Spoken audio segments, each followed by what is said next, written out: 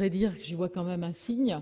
C'est certainement pas parce que je n'aurais pas la prétention de dire que c'est un rapport si extraordinaire que ça, mais enfin, en tout cas, le sujet a bien montré qu'il préoccupait nos concitoyens, puisque ça a été le plus téléchargé, ainsi que le PowerPoint, dont là, vous avez un extrait qui présentait le rapport. Donc, première chose, et c'est le seul rapport et le premier pour l'instant qui a été traduit en anglais.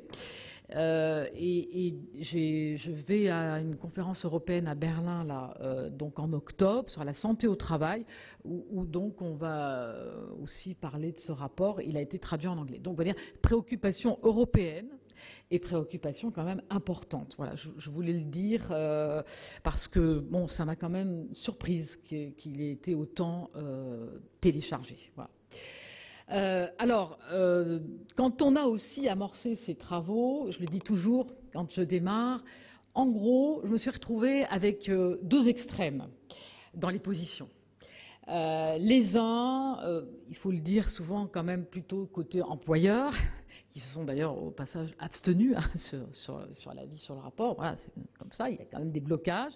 Les uns ayant tendance à dire, et il peut y avoir du vrai, hein, on exagère, il y en a marre, tout le temps parler de souffrance au travail, de risques psychosociaux, enfin non, c'est exagéré, c'est pas vrai. Bon.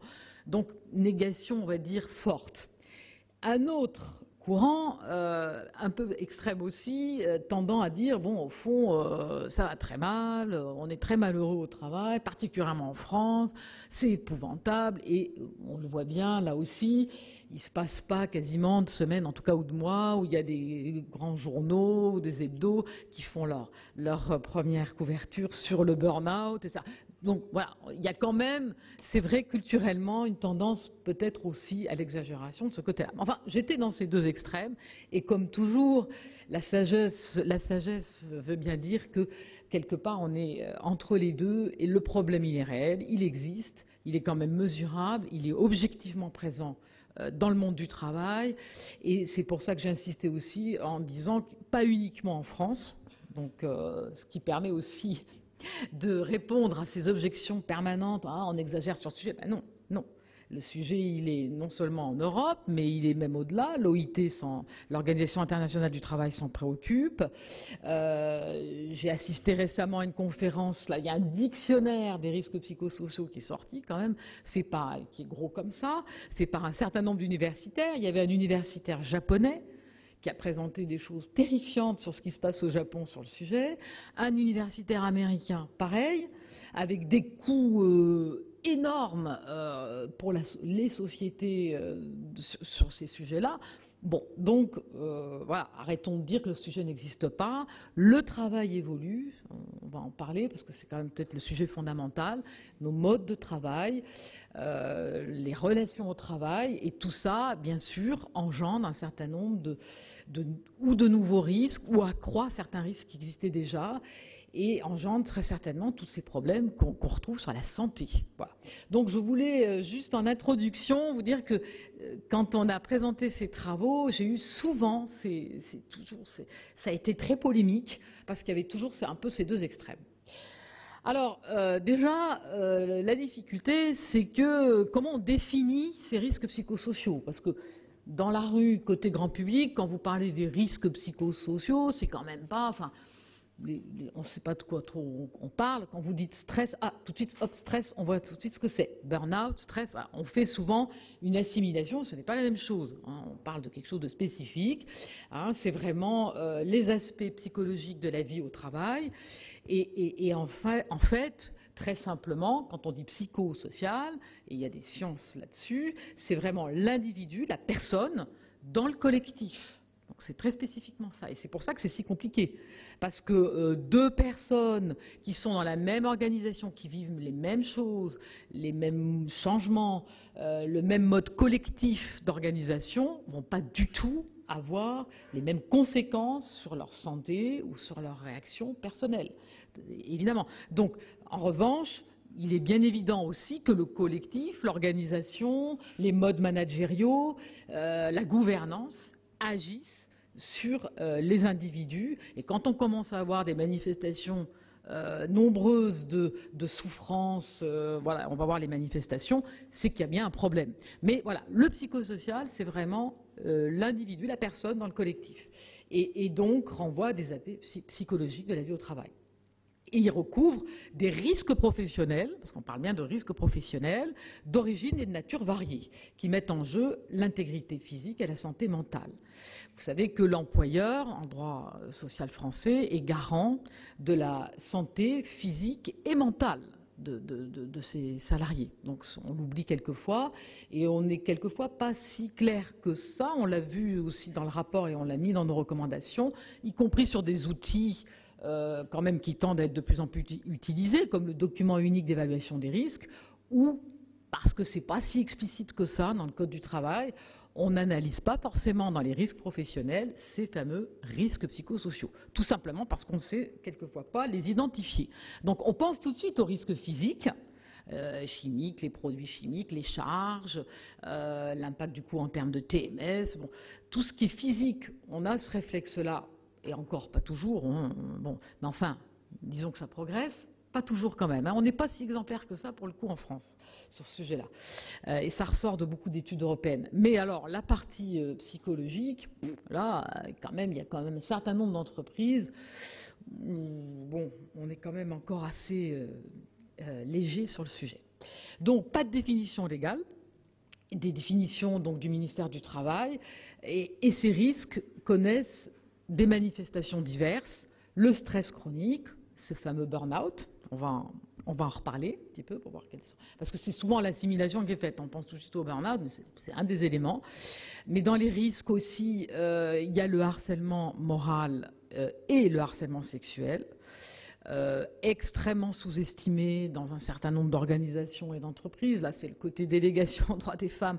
On a auditionné évidemment beaucoup d'associations, notamment une association de défense des femmes sur tout ce qui est violence faite aux femmes, notamment au travail. Et on voit quand même que ce sont des processus très longs et qu'il y a quand même encore beaucoup de situations voilà, non dénoncées ou sous-estimées.